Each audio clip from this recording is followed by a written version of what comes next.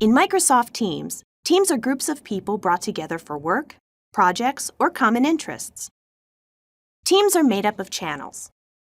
Each channel is built around a topic like team events, a department name, or just for fun.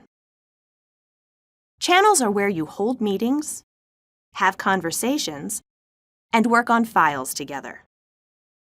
At the top of each channel, you'll find tabs. These are like links to your favorite files, apps, and services. To add a tab, click the plus sign next to the tabs. Add Planner, for example, to create a project board for tracking team tasks. If you've got a lot of channels, you can make the important ones easy to find in the channels list. Just mark them as favorites. Click the 3 dots next to a channel name to remove it as a favorite, and see a list of things you can do with the channel. That's the quick overview of teams and channels. Put them to work for you.